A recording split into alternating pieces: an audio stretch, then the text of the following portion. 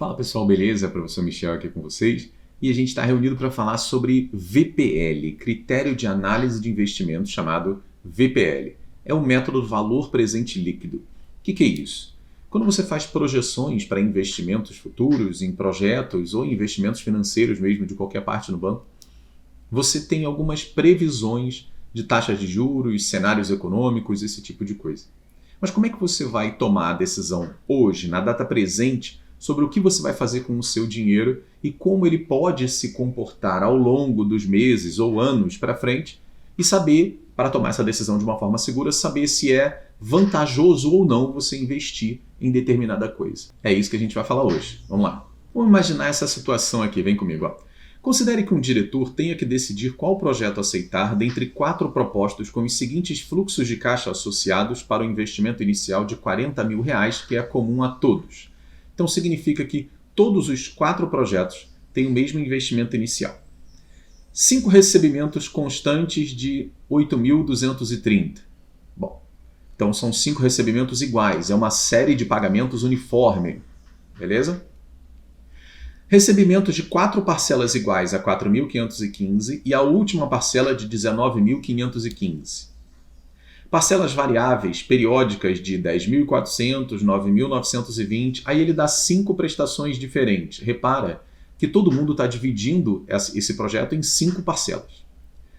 Aí na letra D tem lá, no mês 1, no mês 3, no mês 5, e aí os fluxos 2 e 4 serão iguais a 0. Então ele dividiu sim em 5 meses também, só que 2 dos meses ele não vai pagar nada. Pensa comigo. Quando a gente faz esse tipo de série de pagamento para frente, todas as prestações que estão para frente em data avançada, elas têm inserida dentro delas uma taxa de juros. Tudo bem? Por exemplo, eu vou pagar 5 recebimentos constantes de 8.230. Então o de hoje, de um mês para frente, vamos colocar assim, o 8.230 tem uma taxa de juros embutida. 2 meses à frente tem 2 taxas de juros embutidas. 3 meses tem 3, etc. e tal. Então, apesar de todos esses valores serem iguais a 8.230, cada um tem dentro deles associado mais juros conforme eles ficam mais distantes da data de hoje. Para eu poder analisar se um investimento é melhor do que o outro, eu tenho que trazer todos os investimentos para a data de hoje. Eu tenho que trazer todos os investimentos para a mesma data. Então, convenciona-se que a gente traga todos os financiamentos para a data presente, para o valor presente. Então, por isso, o valor presente líquido. A gente pega todos os fluxos de movimentação financeira, retira todos os juros e traz para o dia de hoje. Aquele que tiver o maior valor presente líquido é o projeto mais vantajoso. E é isso que a gente vai fazer agora no vídeo. Vamos lá. Alguns critérios objetivos devem ser observados para que as avaliações possam indicar o melhor caminho a seguir para a análise de um projeto ou alternativa de investimentos. Então vamos lá, a primeira coisa que a gente vai falar é sobre custo de oportunidade. Custo de oportunidade, você tem noção do que seja custo de oportunidade? Eu vou te explicar melhor daqui a pouquinho. E taxa de atratividade, ou taxa mínima de atratividade, também pode ser. Aqui a gente fala sobre o custo de oportunidade. O custo de oportunidade é o valor do que você renuncia ao tomar uma decisão. Por exemplo, se você tem R$10 mil e decide comprar ações de risco, o seu custo de oportunidade é abrir mão de uma renda fixa segura no longo prazo para arriscar o capital a curto prazo e tentar uma rentabilidade maior. O custo de oportunidade é a relação direta entre a escolha e a escassez. Isso se aplica a qualquer situação onde há tomada de decisão. Aí, se a gente parar para pensar, todos os dias da nossa vida a gente toma decisões. E para tomar uma decisão, a gente está deixando de fazer uma coisa para poder fazer outra. Seja financeiramente ou seja em outros aspectos da nossa vida. Então, tudo isso se chama custo de oportunidade. Beleza? Então, por exemplo, o que é mais vantajoso para você num dia de sol? Estudar ou ir à praia? E quais os benefícios e malefícios envolvidos em cada uma dessas opções? Isso é um custo de oportunidade. Qualquer decisão que você tome, ficar em casa estudando ou ir à praia, isso será um custo de oportunidade. Cabe você avaliar se dentro da sua atual situação de vida o que é melhor. Então, em muitos casos, as decisões são difíceis de serem tomadas, pois podem envolver altos riscos e muito planejamento, e isso torna ainda mais complicado quando o assunto é tempo e dinheiro. Aquela máxima de tempo é dinheiro nunca fez tanto sentido quando a gente pensa em custo de oportunidade. É como diz o ditado, né? Para cada escolha, uma renúncia. E essa é a base do conceito de custo de oportunidade. Eu espero que tenha ficado claro para você. E agora vamos falar um pouquinho mais sobre a taxa de atratividade. A TMA, ou taxa mínima de atratividade, é um índice de juros muito importante na avaliação de qualquer investimento ou financiamento. Representa o mínimo esperado de retorno financeiro que uma aplicação deve trazer para ter viabilidade ao negócio. Então vamos pensar num investimento. Vamos lá. Eu tenho parado no banco, vamos colocar assim, R$1 milhão e quero comprar uma rede de academias que vai me custar R$1 milhão. Quanto esse R$1 milhão me rende hoje no lugar onde eles estão? Com certeza não estão no porquinho, mas onde eles estão? Eles me rendem, vou dar um exemplo assim no chute, 12% no ano. Qual será a taxa mínima de atratividade para que eu tire o meu dinheiro do banco ou da financeira, de qualquer lugar que ele esteja, e aplique nesse novo projeto de rede de academias? A taxa mínima de atratividade é de 12% anual. Porque eu não posso tirar o meu dinheiro de onde ele está, rendendo 12% anual, para render menos do que isso em um projeto que vai me gastar tempo, saúde e outras despesas, né, deslocamento, etc. e tal. E o meu dinheiro, estando parado numa financeira, já está me rendendo 12%. Essa taxa mínima de atratividade tem esse sentido. Então imagine investir em um negócio de risco e obter retornos mais baixos do que a poupança, que não exige nenhum tempo e esforço para render. Acho que não tem isso, não existe. Né? Nesse caso, seria melhor nem ter entrado no projeto, é fato. As decisões de investimento somente serão implementadas se houver uma expectativa de retorno que supere o custo do dinheiro. Quanto mais baixa a taxa de juros, mais elevada a atratividade para novos investimentos. Como assim? Se eu colocar uma taxa de juros de 8% e uma taxa de atratividade de 12%, ótimo para mim. Se a minha taxa de juros é cada vez mais baixa em relação à taxa mínima de atratividade, melhor para a gente atrair novos investimentos. Né? E o fluxo de caixa se constitui na informação mais relevante para o processo de análise de investimentos e projetos. O valor do bem não deve estar vinculado ao seu financiamento, mas ao volume e distribuição dos resultados operacionais que ele provoca. A gente não pode simplesmente tomar por base só o valor do financiamento. A gente tem que tomar por base toda a movimentação financeira prevista no fluxo de caixa projetado. Então, isso é uma ligação, é uma união de pecinhas de quebra-cabeça que você tem que juntar tudo isso para poder analisar sobre a viabilidade do projeto. E o método do valor presente líquido, né, vem aí para ser a nossa salvação em análise de projetos. Ele é o critério mais utilizado e também muito fácil de ser calculado. Olha aqui, ó. O valor presente líquido, ou em inglês NPV, né, por causa da tecla da HP, é o método mais utilizado na análise de viabilidade financeira de um projeto por ser considerado um critério rigoroso e praticamente sem falhas. É o melhor método também para comparação entre projetos diferentes que tenham o mesmo período de tempo de análise. Então, por exemplo, eu quero analisar um projeto para 5 anos.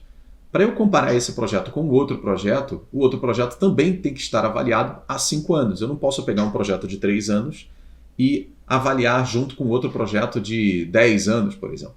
Não consigo fazer isso com o VPL. Esse método traz ao valor presente, ou seja, na data atual, todos os valores de um fluxo de caixa do projeto calculados com base em uma taxa de desconto, que é a taxa mínima de atratividade. Lembrando que um fluxo de caixa possui valores de entrada, que são as receitas, e saída, que são os custos. Num fluxo de caixa, não é? A gente tem aqui as saídas com seta para baixo e as entradas com seta para cima, né? Lembra disso? E esses devem ser atualizados a uma taxa de juros que seja compatível com o custo de oportunidade do capital. Um projeto será considerado viável se apresentar um VPL positivo, e na comparação com um ou mais projetos de índices positivos, o mais viável será aquele que apresentar o maior VPL. Então vamos pegar agora um resumo disso, para você não ter que anotar, já está tudo aqui registrado para você. Ó. VPL maior que 0, ou seja, VPL positivo, é considerado economicamente viável, né? Dá lucro. E quanto mais alto for o VPL, maior lucro será gerado no projeto. VPL nulo ou VPL igual a 0 significa que o valor presente das receitas é igual ao valor presente dos custos de fluxo de caixa, ou seja, o projeto não trará ganhos financeiros para a empresa. Eu estou falando de ganhos financeiros.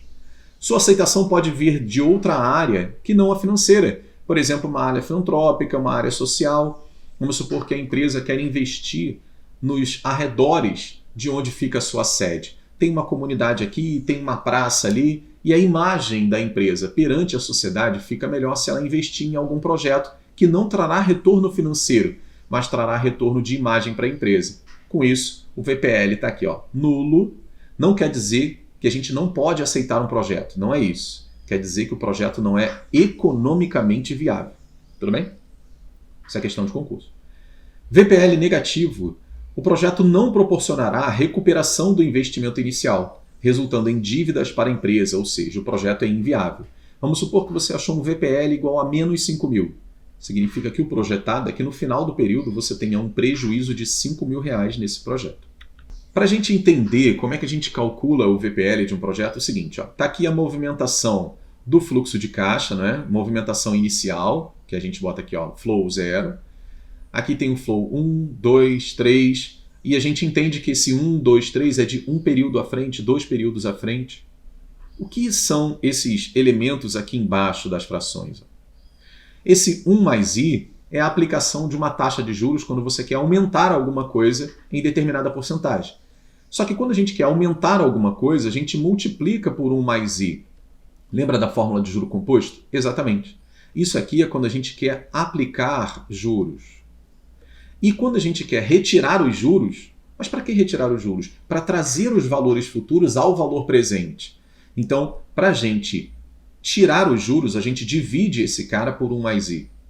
E por que aqui eu vou dividir por 1 mais i elevado a 1 e aqui elevado a 2? Porque esse cara está um período à frente da data atual.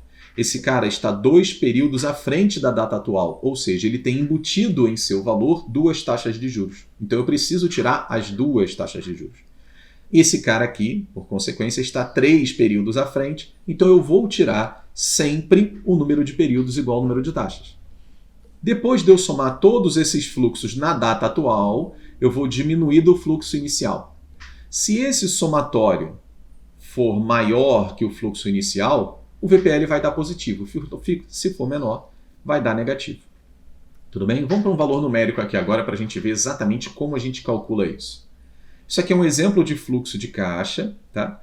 Que tem um investimento inicial de 600 mil reais e 3 entradas. Uma de 200, uma de 180 e uma de 280.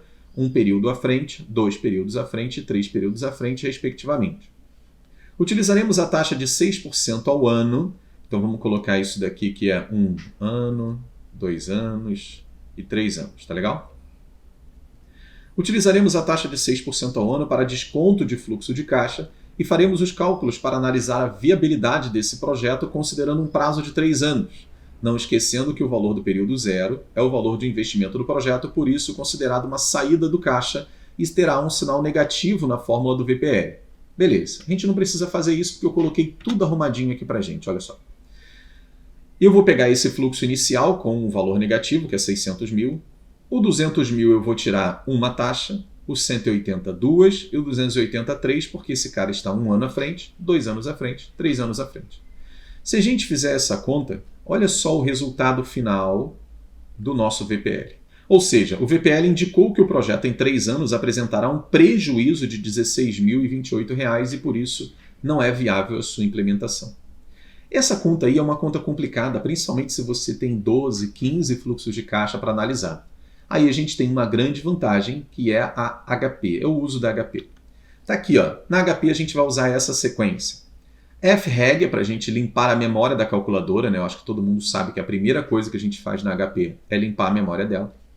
600 mil CHS, que é para a gente trocar o sinal, para indicar para a calculadora que a gente está fazendo um investimento.